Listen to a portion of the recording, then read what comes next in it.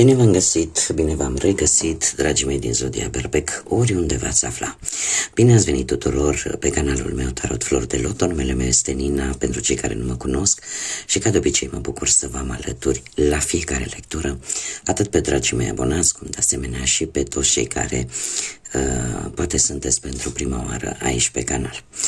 Azi, așa cum v-ați obișnuit deja cei care mă urmăresc de ceva vreme, voi face o lectură temporală, fără limită de timp, o lectură pe care voi să o puteți urmări oricând doriți sau atunci când apare în viața voastră.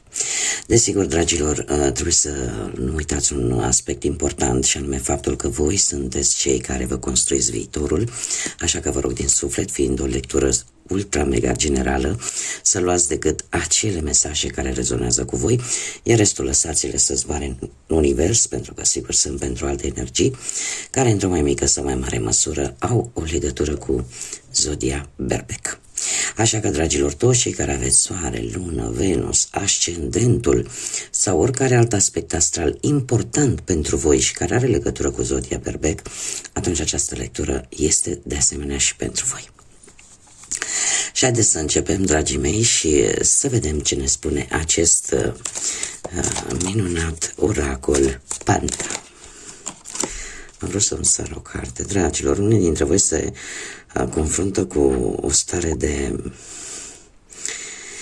de suferință, o stare în care simțiți parcă că plutiți așa într-un întuneric, parcă aveți senzația că cineva vă urmărește sau ceva nociv ar fi în urma voastră. Numărul 75 sau numărul 13 poate să vă spună ceva. Asta a fost un mesaj așa, aleatoriu. Haideți să vedem ce vine pentru dragii mei din Berbec în următoarea perioadă de când voi urmăriți această lectură.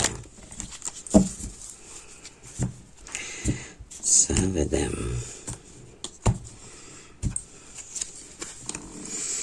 Dragilor, se pare că într-adevăr ceva a murit în viața voastră.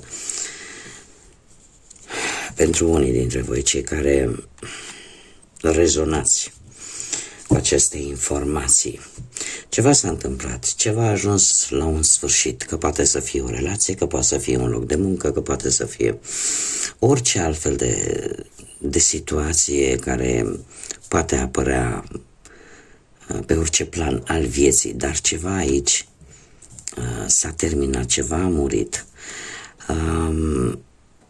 Și voi în acest moment sunteți cumva un pic depășiți de această situație, de fapt. Și orică aveți prea multe obligații, orică sunteți nevoiți, nu știu dacă poate ați rămas fără job, da? A murit jobul vechi, sunteți depuneți un efort susținut, poate mai mult de cât puteți voi duce, ajungeți așa la o tipologie de un exces care vă consumă. E ceva care și în următoarea perioadă, poate referitor la vreun contract, la vreo rezolvare, cumva parcă vă luptați așa cu morile de vânt, ceva vă obstrucționează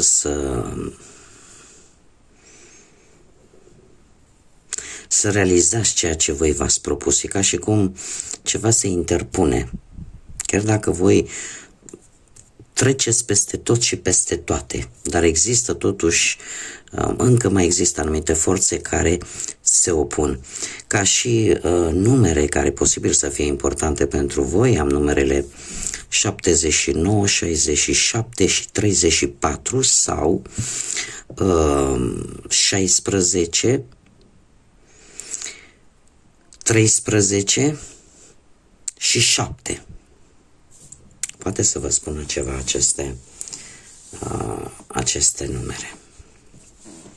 Bun, haideți să vedem ce ne spune și tarotul și, bineînțeles, începem cu viața profesională în următoarea perioadă, de când voi urmăriți, dragilor, din Berbec această lectură.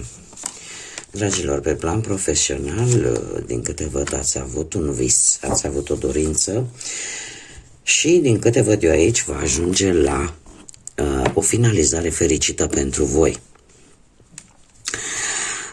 Nu știu dacă implicarea zodiilor Vărsător sau Leu are ceva de văzut pe plan profesional pentru unii dintre voi, îmi fac datoria și vă spun, dar voi ați avut o dorință, ați avut un vis, ați avut ceva ce v-ați dorit din tot sufletul să se împlinească, cel puțin din punctul ăsta de vedere profesional. O dorință arzătoare care în acest moment se concretizează cu acest as de cupe.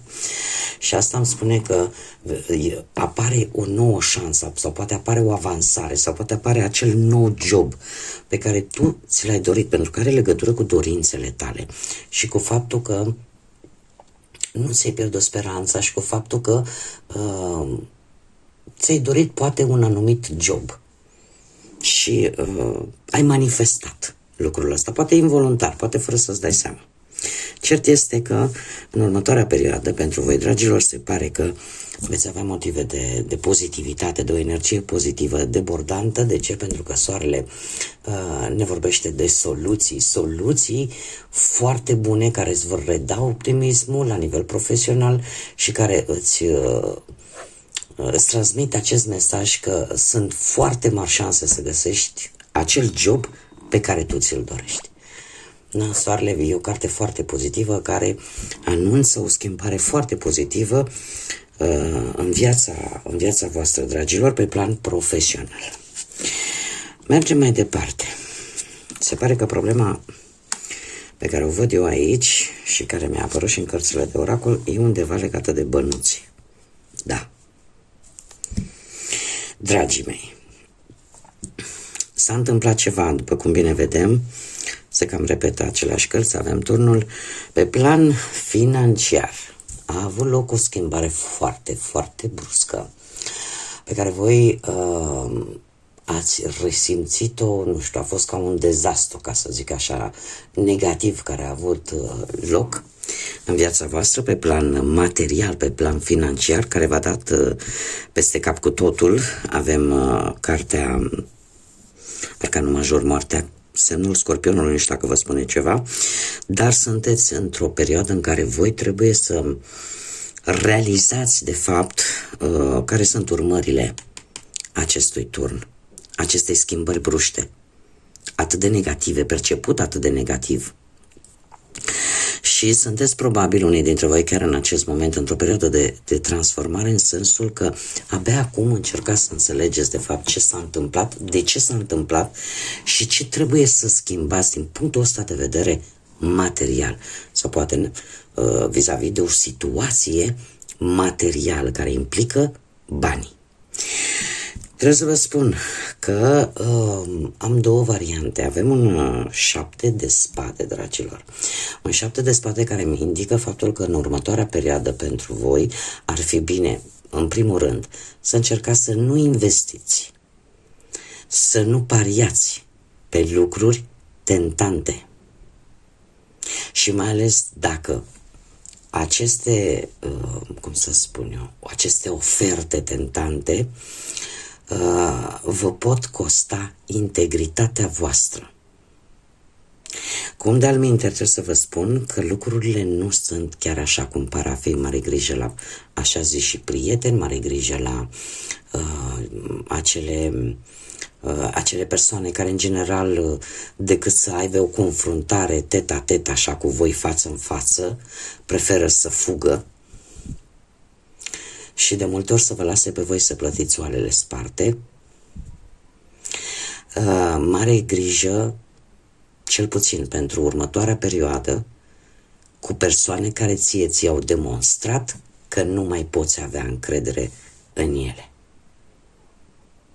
Da? Vine cu o foarte mare atenționare pe planul ăsta al banilor. Haideți să vedem ce vine pe planul sentimental și începem pentru cei care sunteți într-o relație, dragii mei. Pentru voi se pare că ați avut de curând ori o petrecere, ori o reuniune, s-a avut un eveniment, da, la care au participat mai multe persoane. Dar ce s-a întâmplat la acel eveniment pentru voi în acest moment v-a adus o stare de neliniște, a adus un pic de conflict, poate anumite dezacorduri, poate, cum am mai spus, conflicte pe care parcă nu le puteți evita. E posibil, nu știu, să fie vorba poate de o răzbunare, să fie vorba de o gelozie, de o invidie. Cert este că în acest moment, chiar dacă poate tu ai senzația că, dom'le, eu am avut dreptate, am câștigat, l-am făcut knockout, lucrurile nu stau chiar așa. Lucrurile nu stau chiar așa, pentru că aici ceva este putred, aici ceva s-a stricat. Și următoarea perioadă, pentru voi, dragilor, care sunteți deja într-o relație, e posibil ca toate aceste lucruri să le aveți chiar cu perechea voastră, a toate aceste conflicte pe care parcă nu le puteți evita, indiferent poate cât v-ați dori, dar vă vor bloca. Ori va fi un blocaj pe care voi vi-l veți impune, cu spânzuratul aici, ori pur și simplu relația pentru o perioadă de timp va fi un pic blocată, un pic ambiguă, în care parcă acum e bine, acum nu e, iar nu e bine. Unul din voi se sacrifică poate prea mult, poate renunțând la propria sa voință. Deci apare un blocaj. Pentru alții poate apărea un autoblocaj voit. De ce?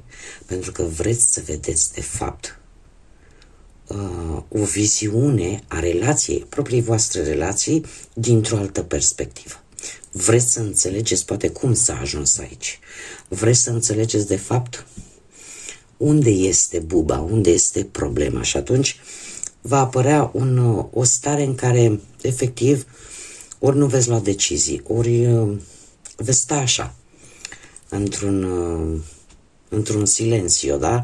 În care nu veți face mișcări bruște, nu veți face nimic să iasă în evidență pentru a vedea de fapt ce se află în spatele tuturor acestor conflicte sau stări tensionate. Haideți să vedem pentru cei care sunteți singuri, dragii mei, cei care sunteți singuri. Sunteți plini de acțiune cu cineva, poate pe care l-ați cunoscut de curând, cineva dintr-un semn de foc, berbec ca și voi, sau leu săgetător, sau chiar voi, dragilor, care sunteți singurei. Se pare că, cum era un cântec, da, lui Ricky Martin,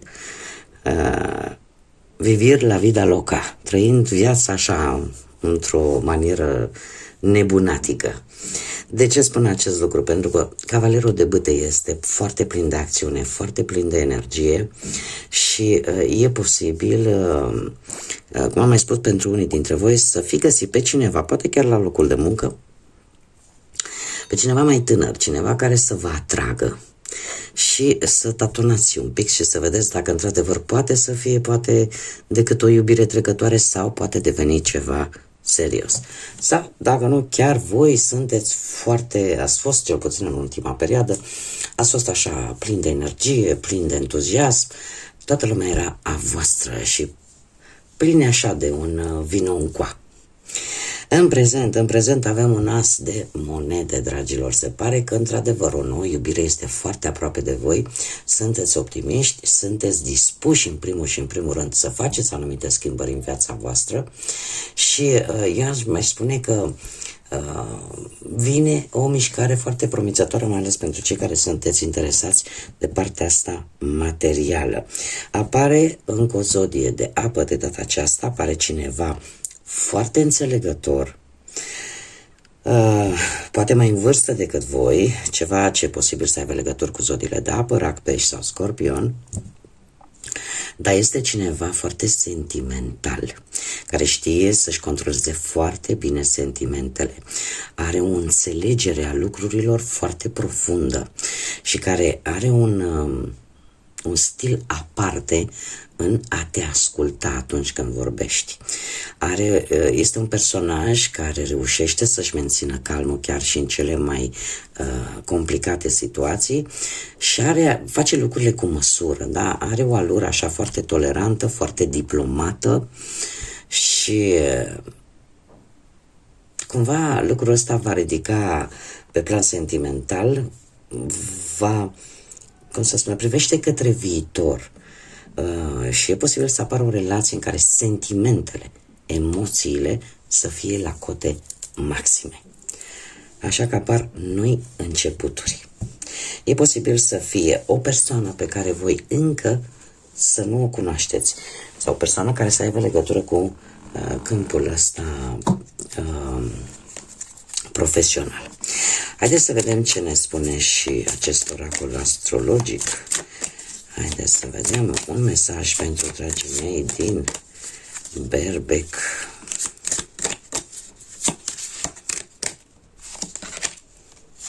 Da, și avem ultimul pătrar de lună în Pești. Vorbește mai puțin și simte mai mult. Faptul că avem acest ultim pătrar în Pești, asta îmi spune că există, cum să spun eu, există o situație care va necesita un pic mai multă răbdare, un pic mai multă empatie și un pic mai multă înțelegere vis-a-vis de cineva. Asta ce înseamnă? Că este un moment tare bun și un moment oportun pentru voi de a vorbi mai puțin și a asculta mai mult și a simți mai mult. Da? Lăsați, cum să spun eu, sentimentele, emoțiile, lăsați-le să curgă. De multe ori, nu? Un gest face cât 1000 de cuvinte. Haideți să vedem și ce ne spun